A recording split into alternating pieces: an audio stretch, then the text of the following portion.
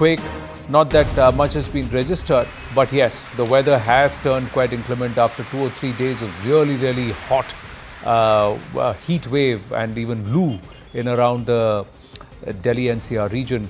These perhaps are welcome relief as the temperatures have dropped down by at least 10 to 12 degrees.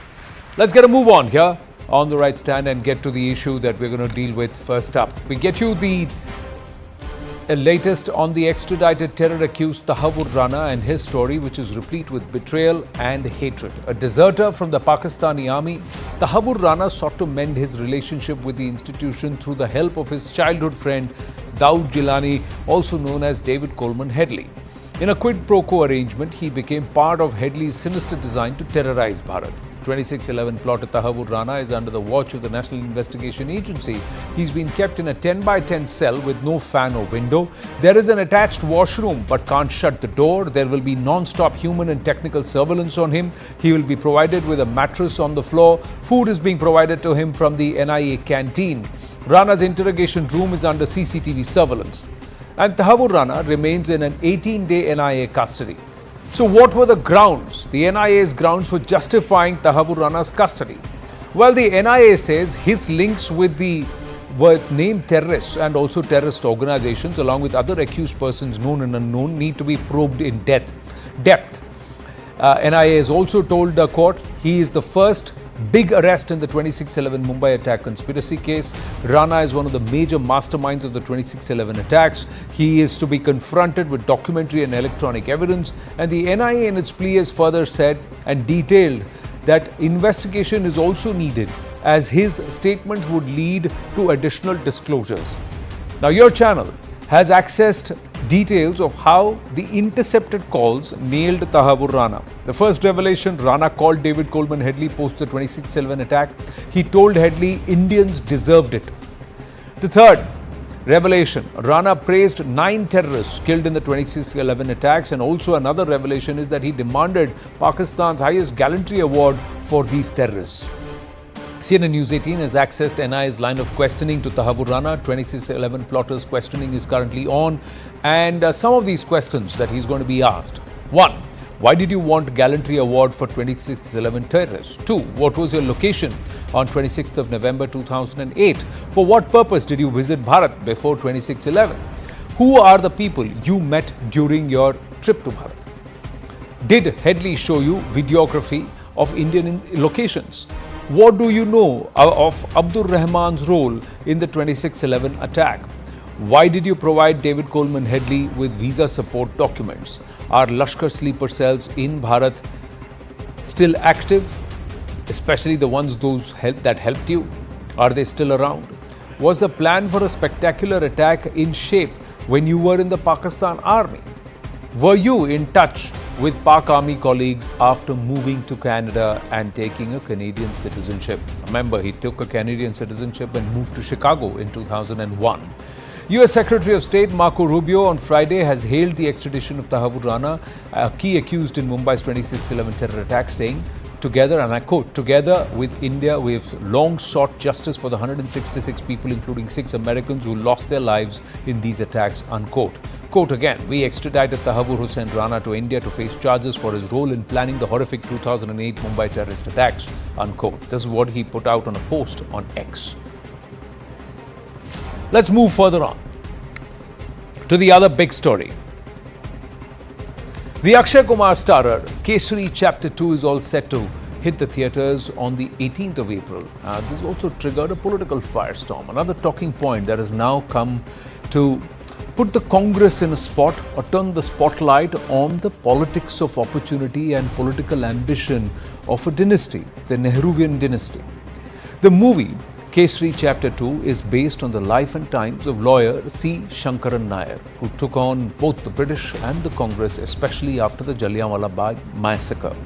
He was the youngest president of the Congress at the Amravati session back in 1897. Mind you, A.O. Hume was founded the Congress in 1890. Just 7 years later, he was the elected president of the Congress party. He was the first Malayali president of the Indian National Congress.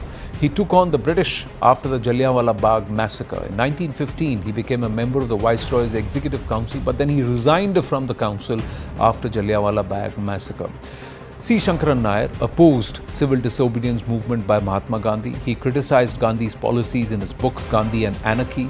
He demanded linguistic reorganization of the Indian states. He was disillusioned due to the fight between extremists and moderates within the Congress party and also across in the fight for independence across Bharat. He was a vocal critic of the Congress leadership of the time. He slammed the Congress's silence on the Mopla War, where Hindus were massacred. BJP leader Rajiv Chandrasekhar shared a post claiming that the Congress party neglected former luminaries such as C. Sankaran Nair, Subhash Chandra Bose, Sardar Vallabhbhai Patel and Dr. B.R. Ambedkar to serve the interests of the Congress dynasty. Chandrasekhar's post read, Chettur Sankaran Nair was a prominent Indian lawyer, statesman and former president of the Indian National Congress in 1897. But he's been erased out of the Congress's history. He's remembered even today for his legal battles, like his case against Michael O'Dwyer, who perpetrated the Jallianwala Bagh massacre. With polls due in Kerala in 2026, will Kesari too underline the growing perception about the power-hungry nature of Nehruvian brand politics that was practiced by members of his dynasty? Is the story of C. Sankaran Nair one of the many where political ambition robbed them of their rightful place in the annals of Bharat's history? Without taking names, Akshay Kumar said that he wants everyone to watch Kesari 2. He said at a film's press conference, I want them to at least watch this movie and realize their mistake. The other things will flow automatically from their mouth because the apology is bound to happen. It will flow on its own. I just made this film. I just want people to realize what happened, what according to the book we made it, whatever I understood, whatever जो कहानियाँ मैंने अपने पापा से सुनी, अपने daddy से सुनी, उन्होंने अपने डैडी से सुनी, उस सब चीज़ों का ये एमैलगमेशन है, पूरा का पूरा ये पूरा बनाया हुआ है. और इसके ऊपर मैं ये किसने क्या बोला, ये पॉलिटिकल चीज़ों, I don't want to get into it. Well, interesting here. Abbas Maldahir, author, historian with us, Raghu Palat, Sankaran Nair's great-grandson is with us, Pushpa Palat, wife of Raghu Palat is with us, and we also have Professor Kim Wagner, British historian and author, Jallianwala Bagh, Utpal Kumar, senior editor, First Post, and who's just released the book Eminent Historians, also with us. So was history distorted deliberately, somebody's legacy erased from the annals of Bharat's history? We'll come to all of that. But Raghu, first up, thank you very, very much for making the time. And Pushpaji, thank you very, very much. My first question to the two of you, and if I may ask you, Raghu, what is it that you learned about C. Sankaran Nair, your great-grandfather? And what is it that you would like the Bharat of today to know? I grew up hearing stories about my great-grandfather, Sir Chettur Sankaran Nair, but I didn't know too much about him. It was much later, after we started writing the book and we began to do the research in regard to the book, that we realized the enormous contribution he had made for India. Right from 1897 in the Amravati speech that he gave as Congress President, he spoke about self-rule for Indians. And he worked tirelessly towards that.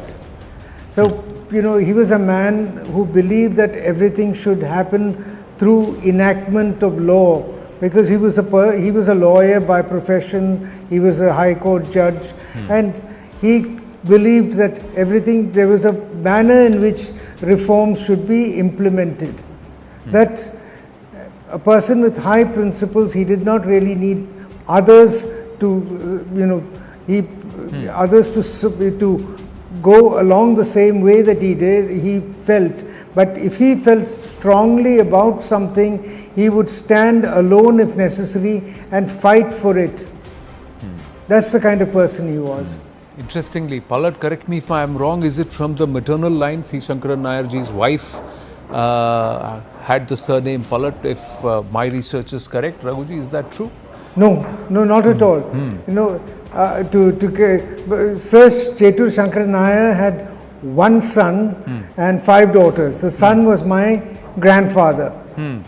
And the Palat surname Palat, was yeah. my grandfather took his house name, his Tarwad name, and made that his surname. And he was known as Ramundi Menon Palat. Palat. So And my father followed that. And I followed that. You know, we are not of the Palat Tarwad. Okay, so that's how the Palat surname finds itself continuing even now. Yes. So there's the correction there, and Yes. at least for everybody to understand how Raghu Palat and Pushpa Palat come. So Pushpaji, your thoughts? So the case that shook the empire. Now, the movie is supposed to be on that entire legal fight, which eventually he lost. But there were a lot of facts that came to the fore, and he had made a huge lot of list of reforms that was suggested to the British Empire, and a lot of it the British Empire had actually taken into consideration. And all of this perhaps after the Jallianwala Bagh incident. Kim, I'll come to you after Pushpaji speaks. Yes, Pushpaji. After the case. So yes, he did, as you say, lost the case, but he won the war. As you know, you lose a battle, you win the war. What was his purpose in fighting the case? His purpose was to show that there was no such thing as British justice. British have always promoted that it's always fair play, and British justice is above all else. But the whole court case was a sham. You had the bigoted judge, you had a jury which was equally bigoted.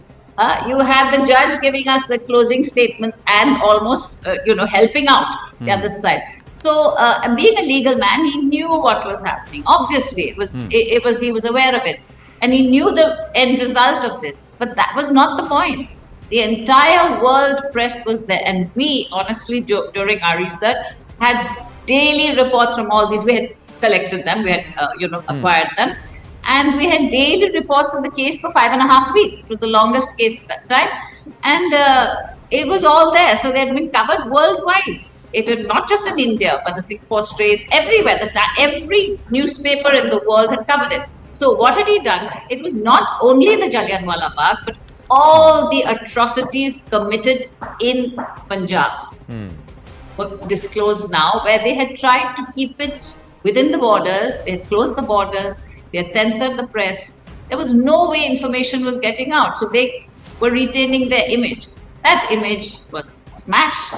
And now the Punjab and the rest of India realized that they could not depend on Britain for justice. So they wanted freedom. Freedom and nothing else. So he used the court case to reset the narrative and also to ensure that the information was spilled over to the whole world, one that was perhaps bottled. Professor Kim Wagner, agree, disagree? You've done your own bit of research. You've authored Jallianwala Bagh yourself.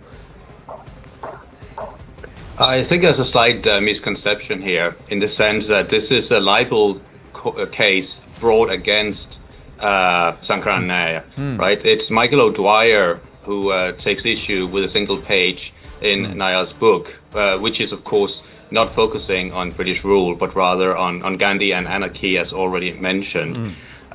This is also several years after the massacre itself, but also after the Hunter Committee and after the British government has discussed this. So there's a lot of important evidence that emerges during this trial, but it is lost. There's headlines that says that General Dyer is vindicated. The way it was reported in the press in the UK is not one of anything that might resemble an Indian nationalist victory, right? Michael O'Dwyer feels vindicated.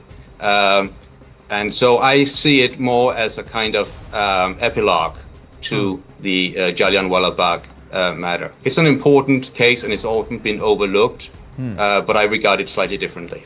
How do you regard this?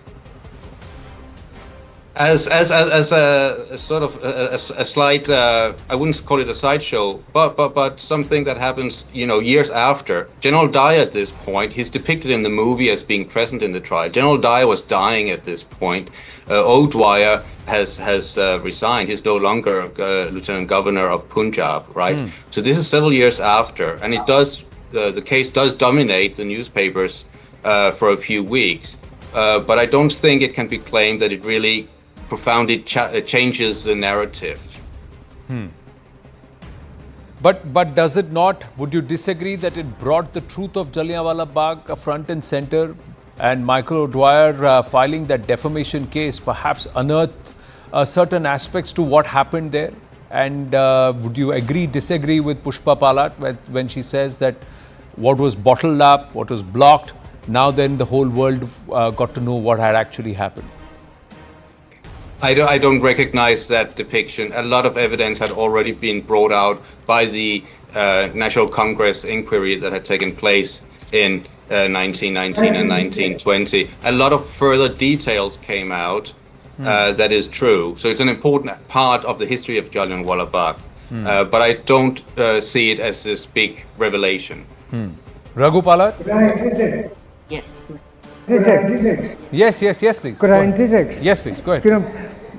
When the Jallianwala Bagh massacre occurred, Sir Sankaran Nair was a member of the Viceroy's Executive Council. There was press censorship in the Punjab, and nothing leaked out. So when information slowly started trickling out, and Sir Sankaran Nair heard about it, he felt he should resign from the Executive Council.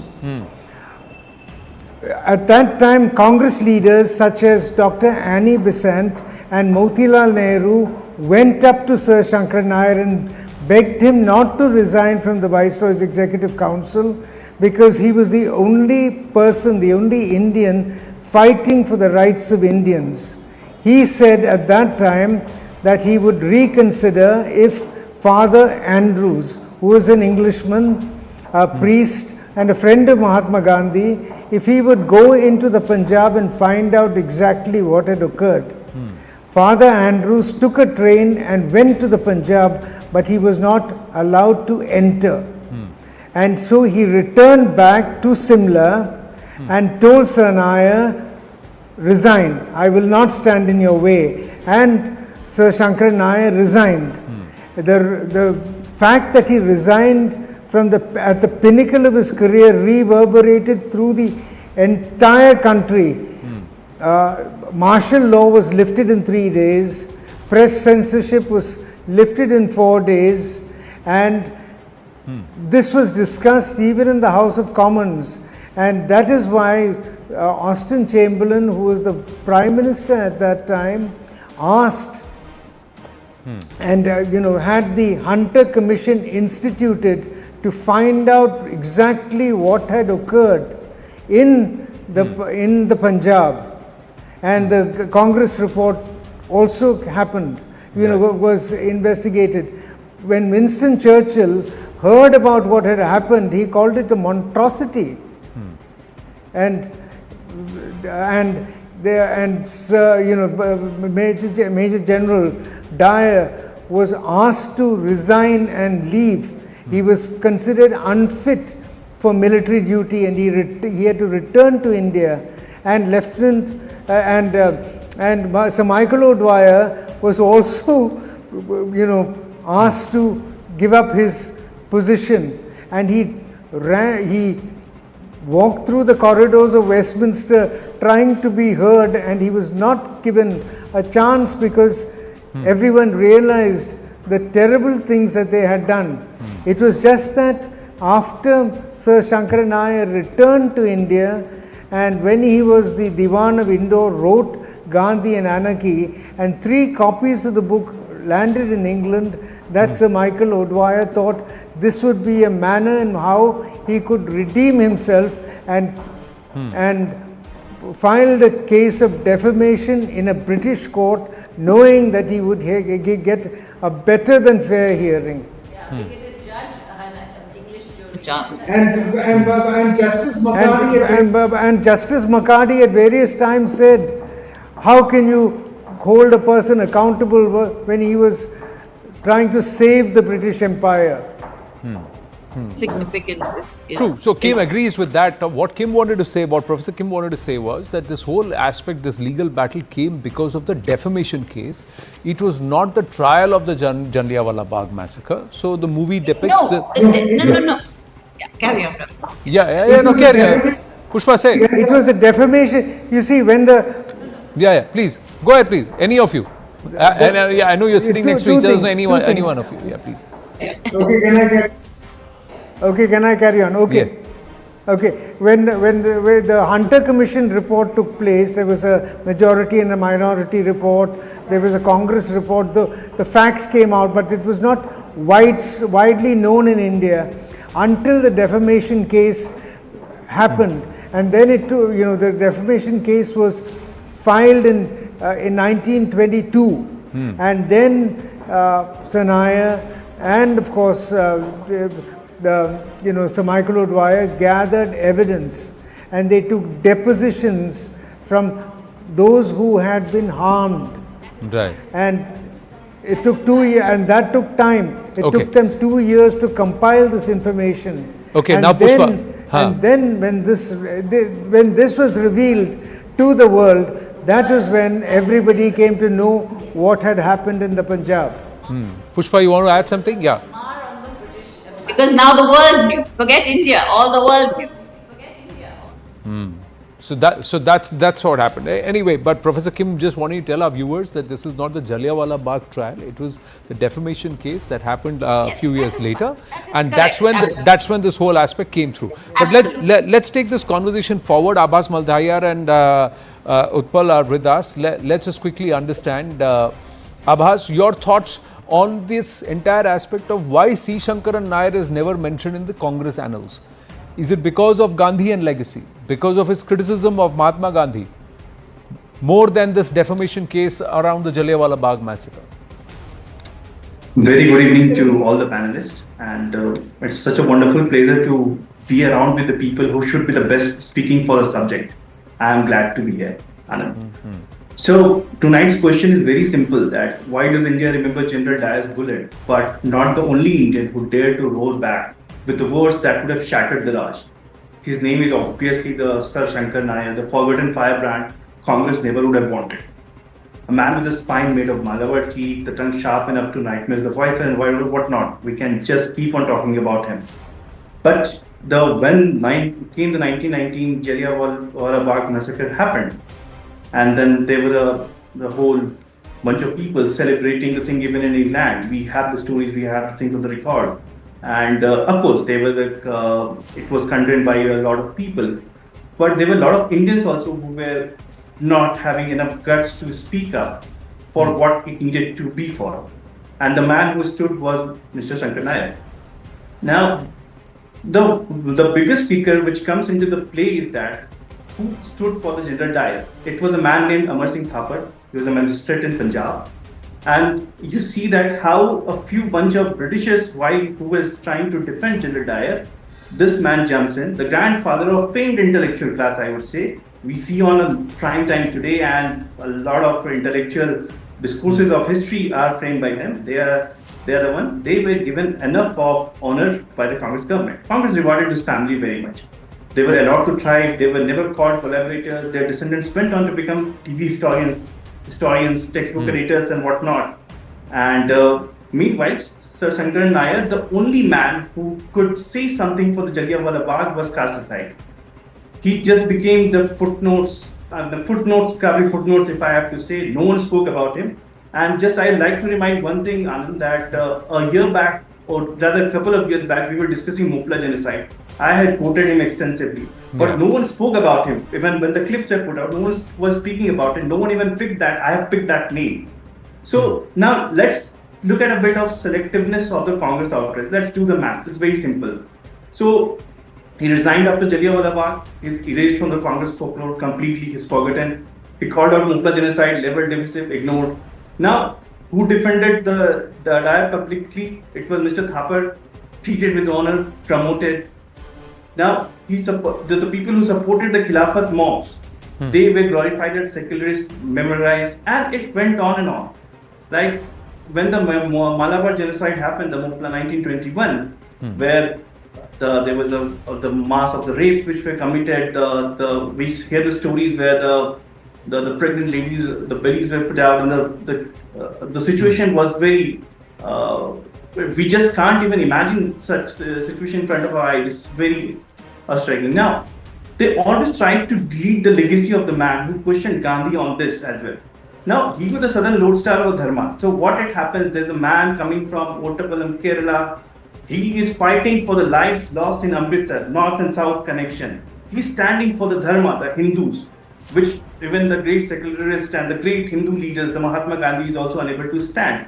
So he went on to be sidelined, and we see this pattern. Whether you talk about Sardar Vallabhbhai Patel, whether you talk about Dr. Ambedkar, you can take the names. Whoever tried to have some kind of sympathy, at least for the Hindu side, they had some dharmic side of it. They were nationalistic. They were speaking for the right cause. They were sidelined completely. And this paradox of the Thapar and the Mr. Nair, it really can speak out that what Congress has been standing for. Well, so you're saying that there were those who deliberately propped up those who pushed a certain line of thought or a line or narrative, and those who stood up and really actually stood up to injustice were brushed aside. Utpal Kumar, your thoughts before we go back to the family, and also Professor Kim. Yeah. There's no denying that Mr. Nair, Sankaran Nair, was one of the most important Indian of his time. He, in fact, after Viceroy, he was the second most important person in the country, and at that time he had everything to lose, and yet he took that small decision to quit his position in Viceroy's Executive Council. That was quite big. You see, he has so much to lose from there, and still he took the decision. And if I look at him from today, I feel that he was kind of Bazigar of colonial Bharat, where he knew that he's going to take on the administration. He will lose the battle, which he lost also in the defamation case. But he knew that by losing it, he'll kind of get so much of information across the country and also expose the colonial government, British government, and he did that. In fact, British Parliament of the time, they discussed the condition of Punjab. That was a huge deal. And for me, personally, like someone like Churchill, whose anti-Indiaism was known, even he felt that British Empire did extremely wrong in Jallianwala Bagh. I think that was his success. So it is really ironical that someone of his stature, and mind you, even Mahatma Gandhi acknowledged his role.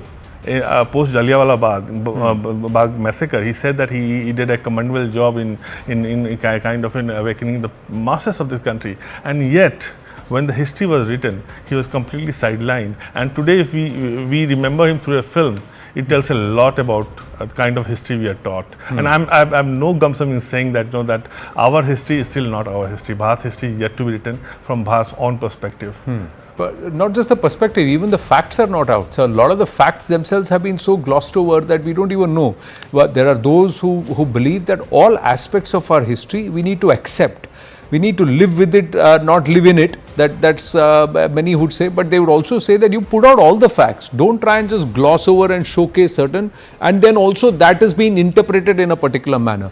Coming back to Professor Kim, your understanding of what happened in those times, would you agree, have you gone through Gandhi and anarchy, and would you agree with C. Sankaran Nair's view on Gandhi, the Mopla War, and the situation that happened between the 1915 and 1930?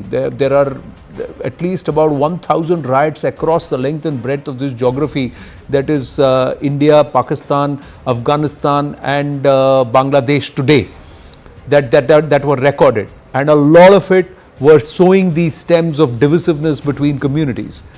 Do you believe that Mahatma Gandhi should be criticized for being passive? Well, I think we have to remember that both Gandhi and Nair, they were working with the British. Gandhi was recruiting for the British as late as 1918. Nair had received a knighthood in 1912, although he does resign from the Viceroy's Council.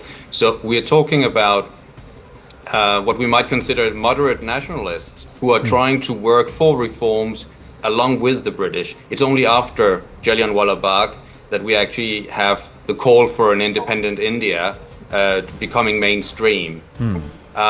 So I don't think we necessarily have to see Gandhi and Nair in a sort of oppositional light, really, although clearly that is what happens, and that's obviously what Nair is pushing in his book from 1922.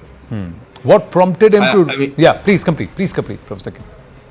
I mean, it's important that all aspects of history are remembered, and there's a lot of distortion. It is the victors who write history, regardless of whom they are. But history is also not a zero-sum game, and I think it's important to recognize and acknowledge contributions of people like Nair without necessarily having to diminish others.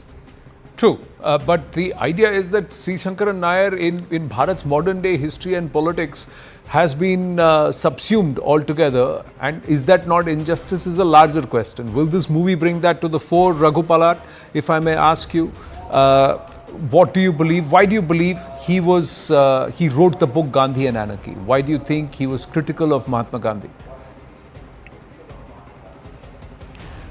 The reason about, at those days, he had a different, his thoughts were that it should be through reform, through the passing of laws, whereas Mahatma Gandhi was, wanted to get freedom through the disobedience movement and by non-cooperation, etc. So they were an ahimsa. Now, Sir Sankaran Nair was a Nair, and he felt that if someone hit him, he would hit him back. Because differences in viewpoint. it was a difference in viewpoint.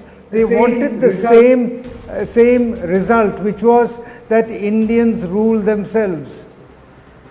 One by law, the other through using a different method. That's all. Yeah, dominion status was, that's what he argued for. Yes, Pushpaji. But you must always remember. But you must always remember. You must always remember that even though they had different ways of achieving freedom, they used to converse with each other. They used to work with each other. And after the case, Mahatma Gandhi wrote in Young India. Sir Sankaran Nair put the British government and the British system on trial and found them wanting. He also said in Young India that Sir Sankaran Nair is a great freedom fighter. So they were friends in that way, but their methods were different, that's all. Friends in that way, but methods were different, approach was different. I've run out of time, but Pushpaji, complete. And Raghu, you cannot speak over her because your mics will overlap, so you'll have to allow her to speak. Yes, go ahead. But I do feel he has been overlooked. Yes, I do really feel that he has been overlooked. But and now the movie has brought him to the forefront, and we're delighted. It's worldwide release next Friday, and I'm really, really happy. And amends, even now amends can be made.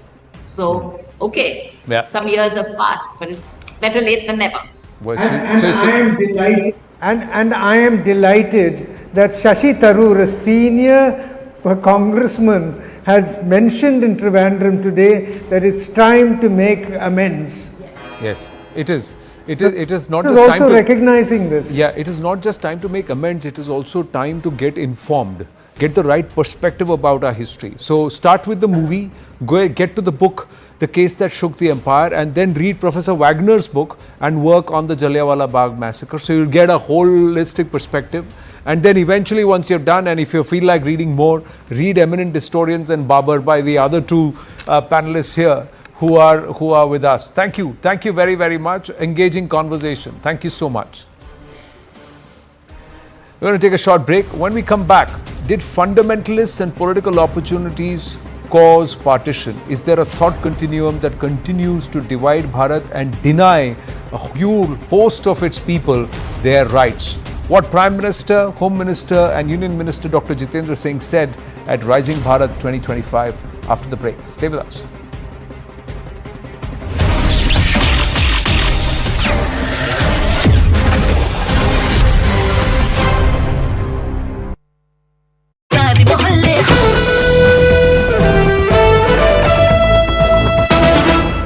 The United States is still imposing tariffs on China, and China is firmly opposed to such bullying. China will absolutely not accept pressure, threats and blackmail. That is not the right way to deal with China. If the US side really wants to talk, it should show an attitude of equality, respect and reciprocity. If the United States ignores the interests of the two countries and the international community, and insists on fighting a tariff war and a trade war, China will certainly accompany it to the end.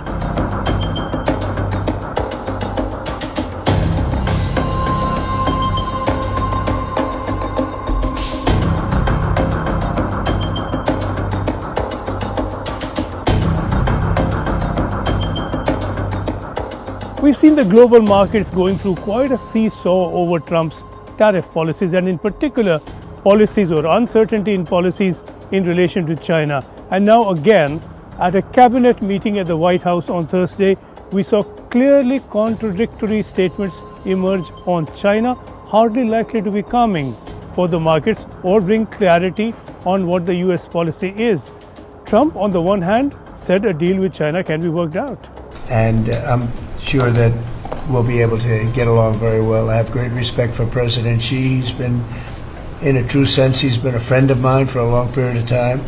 And I think that we'll end up working out something that's very good for both countries.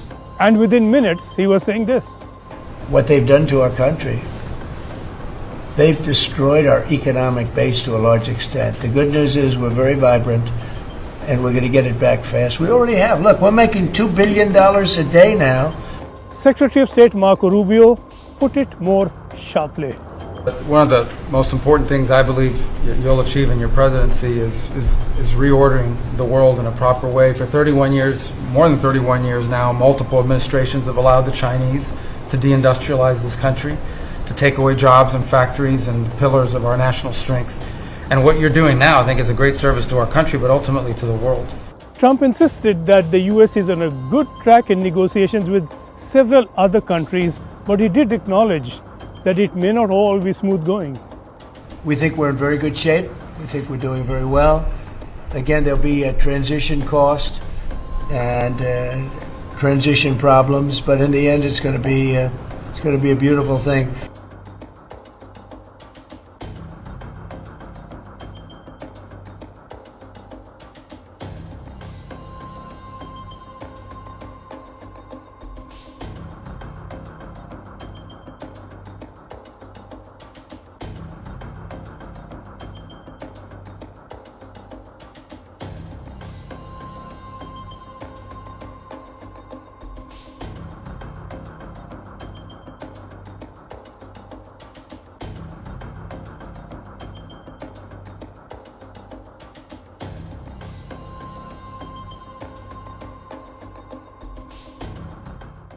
The United States is still imposing tariffs on China, and China is firmly opposed to such bullying.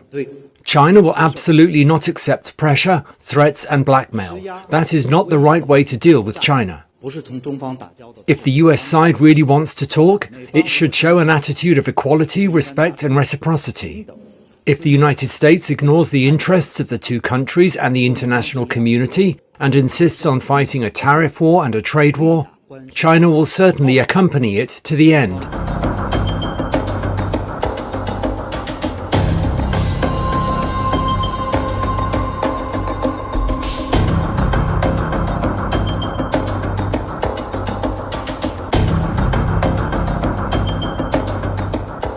We've seen the global markets going through quite a seesaw over Trump's tariff policies, and in particular policies or uncertainty in policies in relation to China. And now again, at a cabinet meeting at the White House on Thursday, we saw clearly contradictory statements.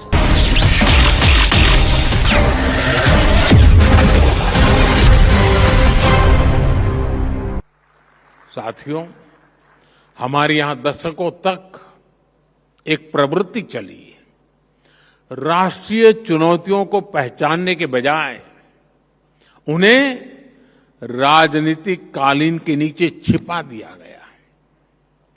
लेकिन अब समय आ गया है कि हम ऐसे मुद्दों से आंख न चुराएं।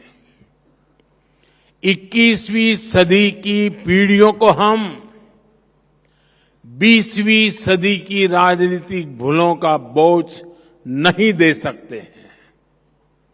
भारत की ग्रोथ में तुष्टीकरण की राजनीति एक बहुत बड़ी चुनौती रही है। अभी संसद में वक्फ से जुड़े कानून में संशोधन हुआ है। इस पर आपके नेटवर्क ने भी काफी चर्चा की है। ये जो वक्फ से जुड़ी डिबेट है, इसके मूल में तुष्टीकरण की राजनीति है, पॉलिटिक्स ऑफ अपीजमेंट है। ये तुष्टीकरण की राजनीति कोई नई नहीं है। इसका बीज हमारे स्वतंत्रता संग्राम के समय ही बो दिया गया था। अब सोचिए, भारत से पहले, भारत के साथ साथ और हमारे बाद दुनिया में कई देश आजाद हुए, लेकिन कितने देश ऐसे हैं जिनकी आजादी की शर्त विभाजन थी? कितने देश हैं जो आजादी के साथ ही टूट गए? भारत के साथ ही ऐसा क्यों हुआ? क्योंकि उस समय राष्ट्र के हित से ऊपर सत्ता का मोह रख दिया गया। अलग देश का विचार सामान्य मुस्लिम परिवारों का नहीं था, बल्कि कुछ कट्टरपंथियों का था, जिसको कांग्रेस के कुछ नेताओं ने खाद पानी दिया ताकि वे सत्ता के अकेले दावेदार बन सके। साथियों, तुष्टीकरण की इस राजनीति में कांग्रेस को सत्ता मिली, कुछ कट्टरपंथी नेताओं को ताकत और दौलत मिली, लेकिन सवाल ये है, आम मुसलमान को क्या मिला? गरीब पसबंदा मुसलमान को क्या मिला? उसे मिली उपेक्षा, उसे मिली अशिक्षा, उसे मिली बेरोजगारी। और मुस्लिम महिलाओं को क्या मिला? उन्हें मिला शाहबानो जैसा अन्याय, जहां उनका संवैधानिक हक कट्टरपंथ की भेंट चढ़ गया। उन्हें मिला चुप रहने का आदेश, सवाल न पूछने का दबाव, और कट्टरपंथियों को मिल गया खुला लाइसेंस महिलाओं के अधिकारों को कुचलने का। साथियों, तुष्टीकरण यानी पॉलिटिक्स ऑफ अपीजमेंट भारत की सोशल जस्टिस की मूल अवधारणा के पूरी तरह खिलाफ है।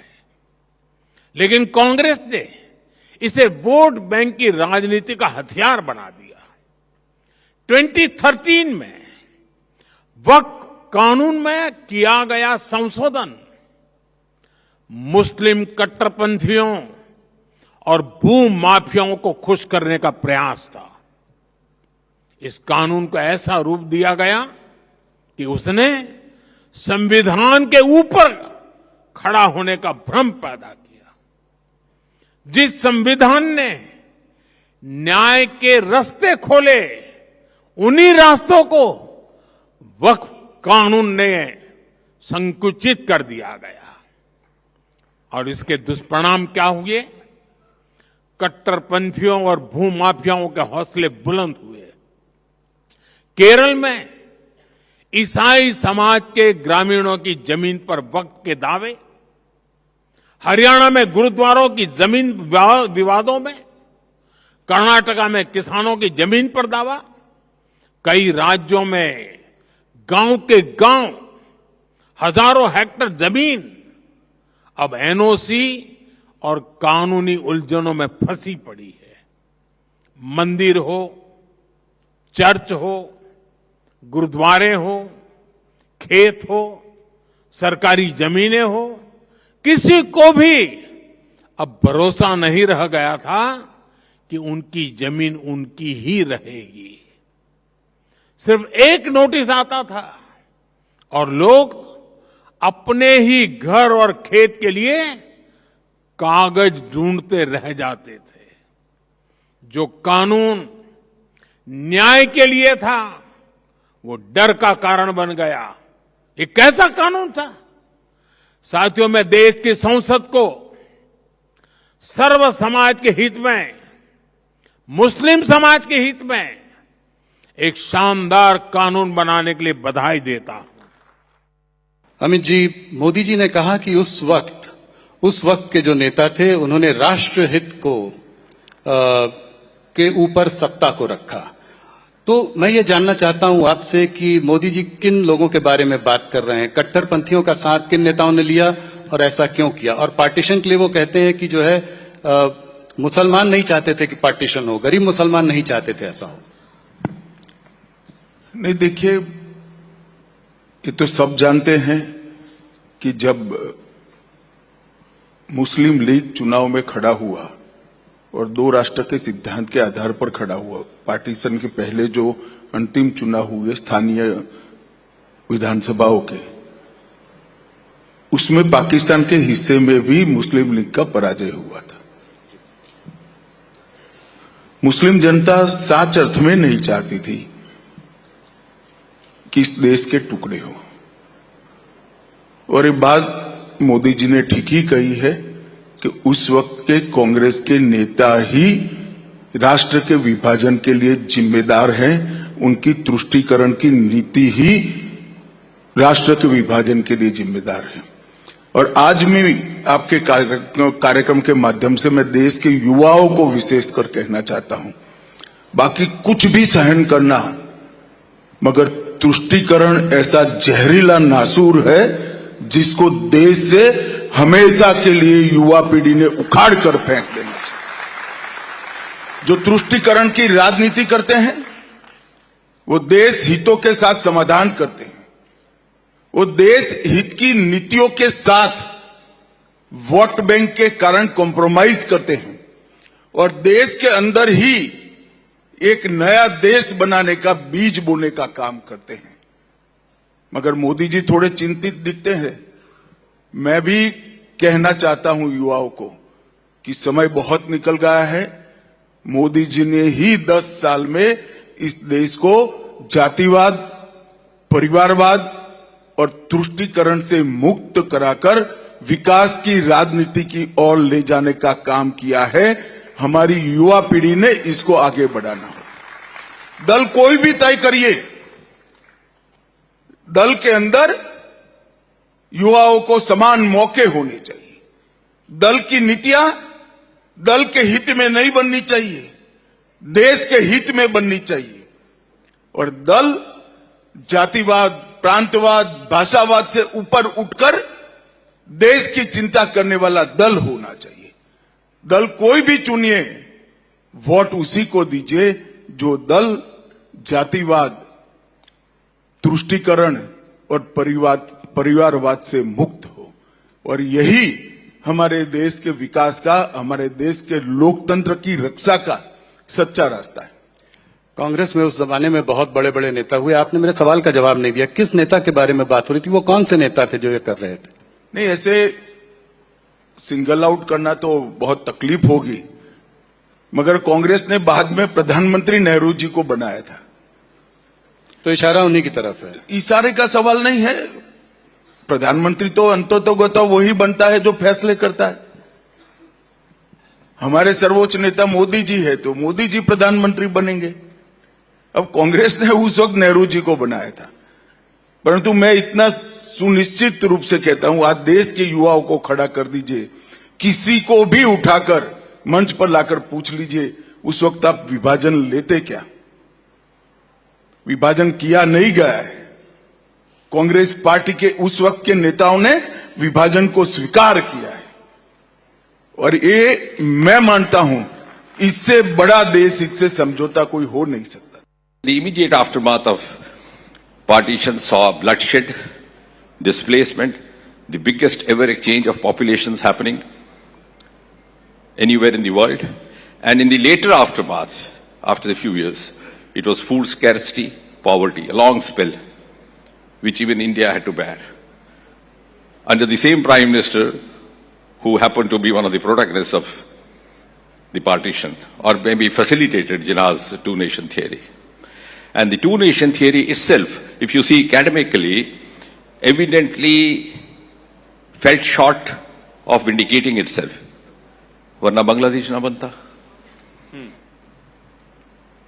The very basis the East Bengal was made a part of Pakistan was because of its Muslim population, which didn't happen.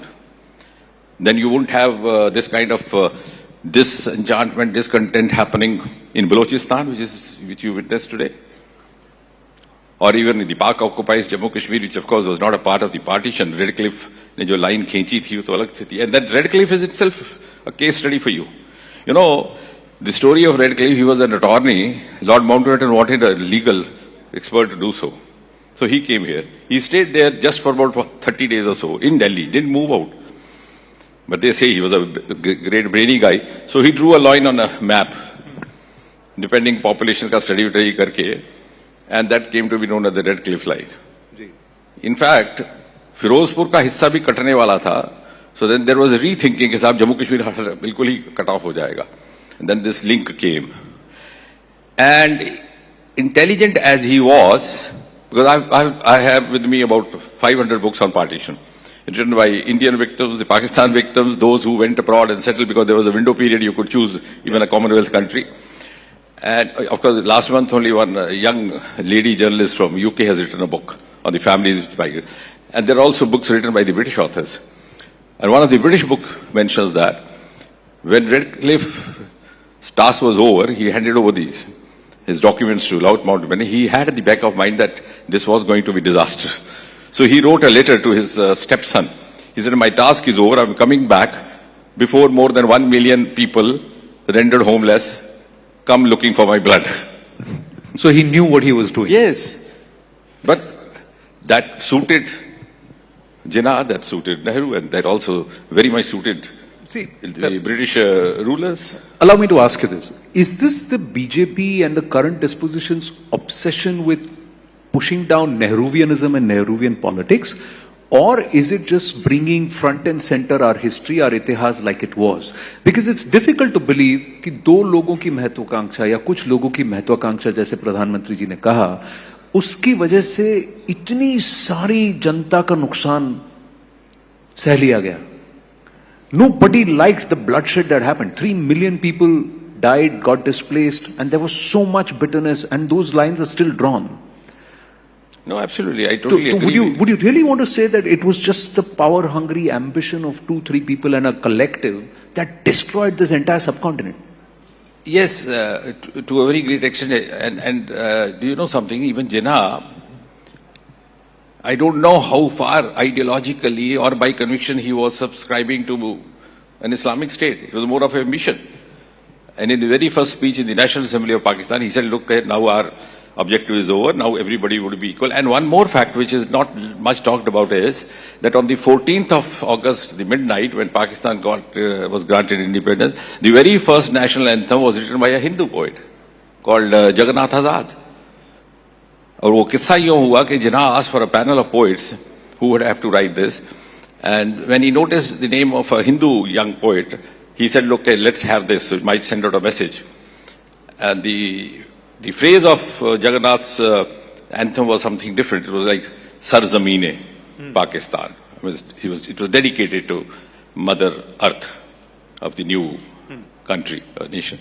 And then, of course, later on, it got changed. Then Hafiz Jalandhari wrote, jo aajkal hai, Jeeve Pakistan. That's right. So, and the same night, Jagannath used to tell us, he's of course no more, he was Professor Emeritus of Iqbal. Even after partition, he kept visiting all the universities across the subcontinent for his Iqbal lectures. He used to take quite a lot of sadist pleasure in narrating कि जब मेरा ये बन रहा था कौमी तराना, तो उसी वक्त precisely मैं वहां से भाग रहा था कि मेरे कुछ मुस्लिम हमसाए वहां से आए, तो उन्होंने कहा साहब आपका तराना तो बज रहा है, बड़े खताब की बात है, लेकिन कहीं ऐसा ना हो कि ये जो राइट चल रहा है यहाँ आप मारे जाएं और हम आपको बचा नहीं पाएंगे. So they managed his safe passage into this side of the territory. And therefore, what I mean is that it was traumatic, not only physically, it was also traumatic psychologically. It took a toll of every aspect of human existence. So you agree when the Prime Minister says that this is a thought continuum? Yes. And I'm bringing it front and center because the Yuva of today, do they need to understand their history? Do they need to be colored by their history? Or do they need to accept and move on? What do they need to do? Because what the PM is saying is, और आप भी यही कह रहे हैं कि there is a fundamentalist कट्टरपंथ thought process, एक विचारधारा, along with those जिनको सत्ता की भूख है, who are hungry for power at all costs. Is it a combination of these two, and this continue? Absolutely. So is the Waqf to be seen from that perspective? Yeah, absolutely. The two are intertwined, and they tend to supplement each other to the convenience of these handlers.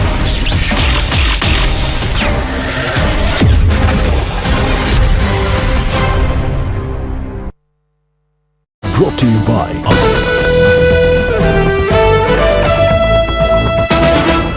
The United States is still imposing tariffs on China, and China is firmly opposed to such bullying. China will absolutely not accept pressure, threats and blackmail. That is not the right way to deal with China. If the US side really wants to talk, it should show an attitude of equality, respect and reciprocity. If the United States ignores the interests of the two countries and the international community and insists on fighting a tariff war and a trade war, China will certainly accompany it to the end.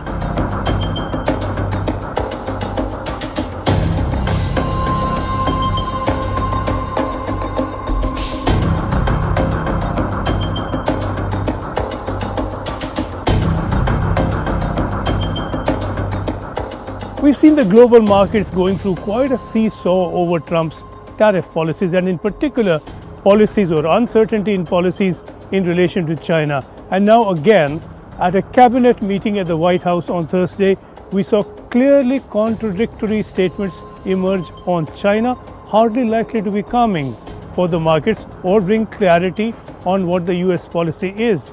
Trump, on the one hand, said a deal with China can be worked out.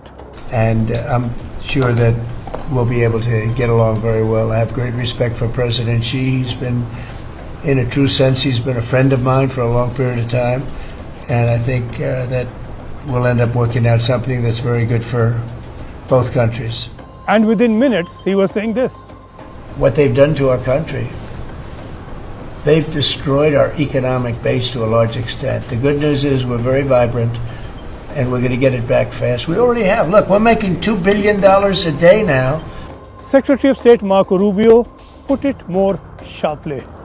One of the most important things I believe you'll achieve in your presidency is reordering the world in a proper way. For 31 years, more than 31 years now, multiple administrations have allowed the Chinese to deindustrialize this country, to take away jobs and factories and pillars of our national strength. And what you're doing now, I think, is a great service to our country, but ultimately to the world. Trump insisted that the US is on a good track in negotiations with several other countries, but he did acknowledge that it may not all be smooth going. We think we're in very good shape. We think we're doing very well. Again, there'll be a transition cost and transition problems, but in the end, it's going to be a beautiful thing.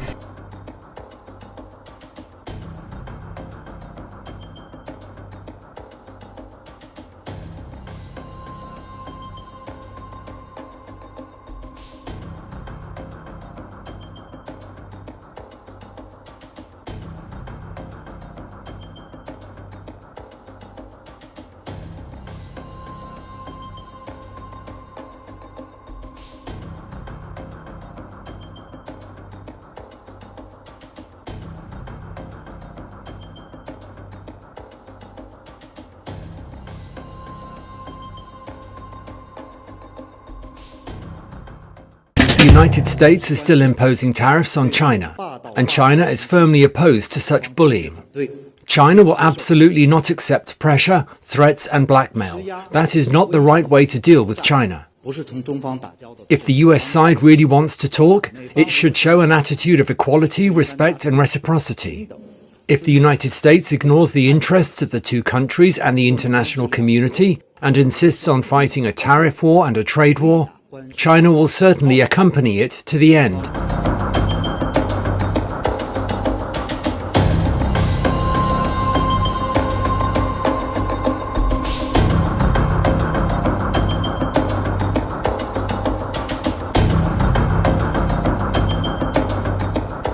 We've seen the global markets going through quite a seesaw over Trump's tariff policies, and in particular policies or uncertainty in policies in relation to China. And now again, at a cabinet meeting at the White House.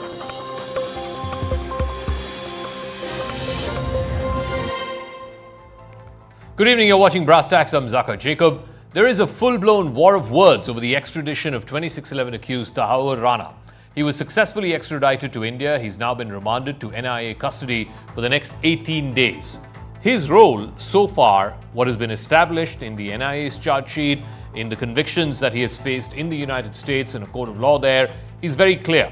His role is that of facilitating the multiple recce tours undertaken by David Coleman Headley, who's also one of the main co-conspirators